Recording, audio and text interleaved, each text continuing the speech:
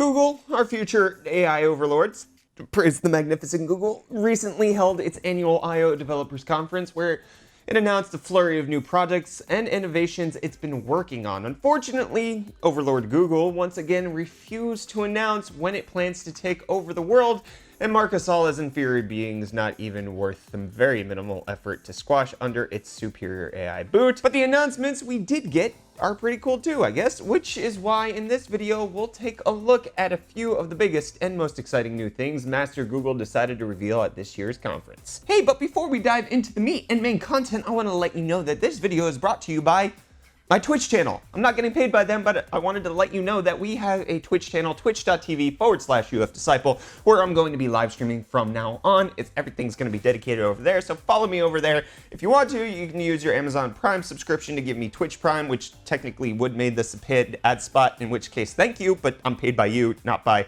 Twitch or myself. Anyways, thank you guys. Yes, this video is brought to you by twitch.tv/UFDisciple. Check them out in the link in the video description. Anyways, moving on to the topic. As expected, the conference centered largely around AI and how it can be better implemented to make our insignificant human lives better and easier. Starting off with Smart Compose reads your mind. So to some people, replying to emails every day is comparable to slowly chewing off your own arm, which is weird because if you did that, you'd probably have to spend even more time doing it. Whatever, replying to emails can be a chore, and because Google knows all, it knows how much we hate it, and so it's working on the new Smart Compose feature. It uses AI to learn how you draft emails, then just does it for you. Luckily, for those of us who are uncomfortable with the idea of machines replying to our colonoscopy doctors without our involvement, although I'm not sure I really want my involvement in a whole colonoscopy thing, the feature doesn't really take it that far. While you're drafting your mail, Smart Compose will offer suggestions based on what it's learned from your typing and writing habits, similar to predictive text, only far more accurate, and it even suggests full phrases and sentences it thinks you're likely to use, just like how I say gigabytes. If that doesn't sound like your cup of AI tea, you can choose to ignore the suggestions or presumably disable them entirely. Google Assistant is getting better, smarter, faster. So Google's Assistant software is rather hit or miss. Just like pretty much every other virtual assistant, but a new slew of updates and upcoming features might make sure it hits a lot more often than it misses. This is the most infuriating thing it does. What does the fox say? Ring ding ding ding ding a ding and wop pop pop pop pop pow. That's crap. Or so I've heard. No, that's not what the fox says. The fox says, eh. So firstly, users will soon be able to choose from 6 new voices for their assistant, including that of John Legend. We're told he's like a singer or something. You've probably never heard of him before. The original assistant voice, which Google apparently calls Holly, is fine and all, but adding more variety will undoubtedly spice things up a little. But if they make John Legend do that freaking what the fox say joke, I'm gonna have a fox, not a cow. In order to ensure our human offspring are well-mannered when they're addressed by our robotic overlords, in the future, Google also unveiled a feature called Pretty Please. In order to prevent kids growing up with virtual assistants from turning into entitled brats, Google Assistant will use positive reinforcement in return for kids saying their please and thank yous instead of just demanding stuff. We know a few adults who could benefit from this particular feature. I'm looking at you, Rikus. Kids who don't natively speak English aren't safe from this manner bot either, as Google aims to add more than 30 supported languages to its assistant before the end of the year. The company is also working on making conversations between users and their assistant feel more natural and comfortable, which it hopes to achieve via the continued conversations feature. The feature will remove the need to say, "Hey Google," each time they want to ask something. Instead, after asking a question, users can just keep going until the conversation dies. Amazon's Alexa already offers this functionality, but Amazon is only 3rd on our list of entities that might want to take over the world, right under Elon Musk. So meh. So now while those additions are cool and all, they're not exactly revolutionary. Luckily, Google Assistant wasn't done flexing its AI muscles, far from it in fact. One of the first Google Assistant announcements that really caught our attention was its upcoming ability to handle multiple actions and commands. This allows Google Assistant to understand what is meant when, as shown in Google's example, someone asks like, who was the governor of California when Kevin Durant was drafted and what team drafted him? As impressive as that demo was, nothing compares to the one Google had for a new feature called Google Duplex. During this demo, we're given a glimpse into the future, a future where we can ask Google Assistant to book an appointment for us at something like a hair salon, and it actually goes on and calls the salon to confirm the booking. What makes this even more impressive is that the conversation sounded exactly what we'd expect to hear between two humans, except for there were some inflection points where I was just like, that is definitely a robot. It didn't pass the Turing test for me. I absolutely knew it was a robot. You're not there yet, Google. I hesitate to speak badly of our coming robotic overlords, but it wasn't perfect. Let me just say that. Not only did Google Assistant pretty much nail how most of us speak, it even threw in a few during pauses. It's really something to behold. Of course, it's also kind of creepy just how uncanny it was. There's still the uncanny valley though, and we're not quite sure how we'd feel if we found out that the person we thought we were talking to wasn't a person at all, but I guess we better get used to it earlier rather than later. Although, if it's me, I'm probably going to screw with the technology at that point. Find out, if I hear that little inflection that it does at the end of certain words, I'll be like, oh, this is an AI. Let me make sure that I book it some ridiculous appointment on the moon riding a robot caterpillar at 3 p.m. next year on Tuesday. Because that's what you want to do. That's how you want to mess with this tech. Speaking of later though, the tech is still very much in early-ish development, so it'll likely be a while before it starts rolling out to the masses. If you want a more detailed explanation of what Duplex is all about and how it works, Google has a blog post up that should have you covered.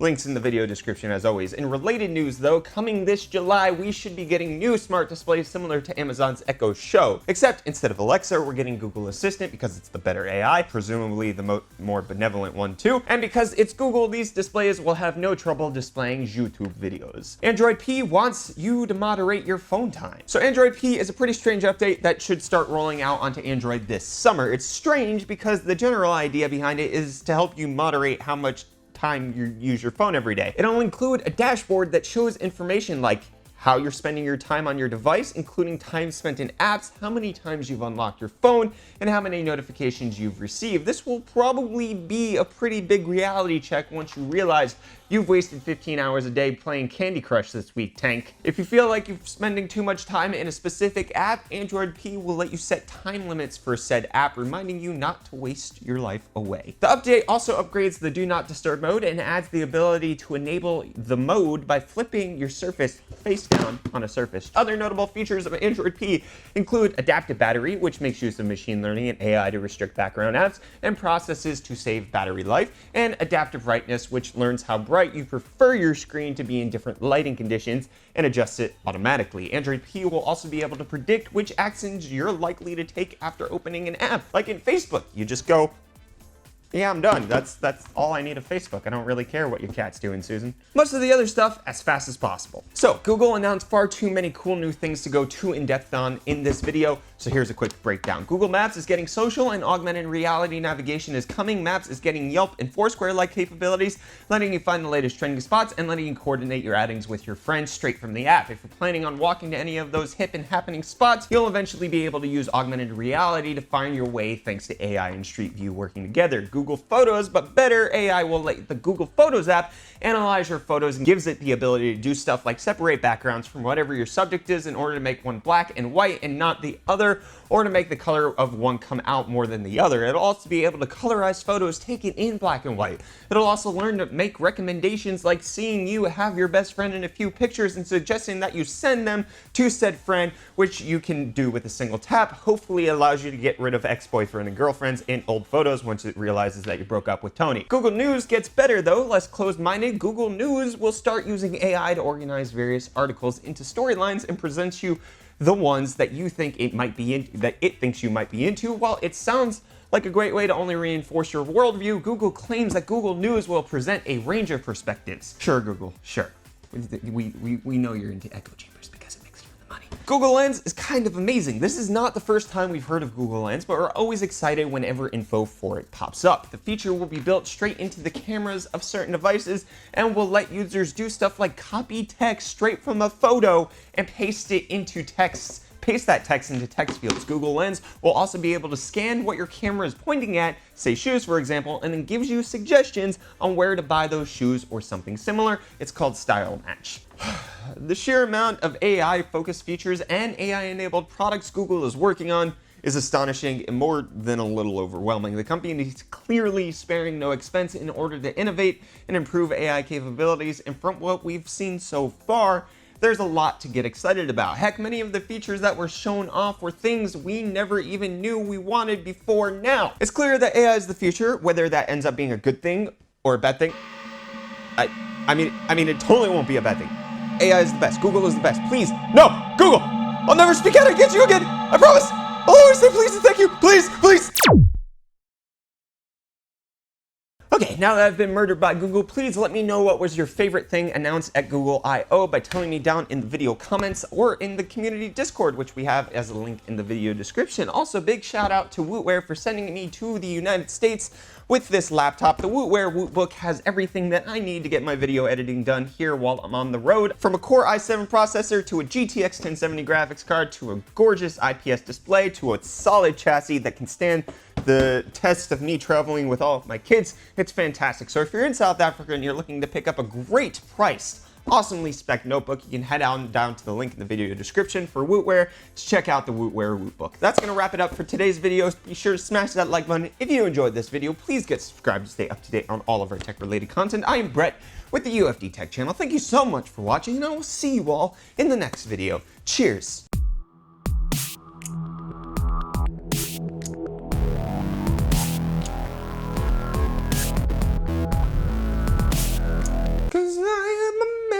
American, live in South Africa, traveling to America, can't make me lose.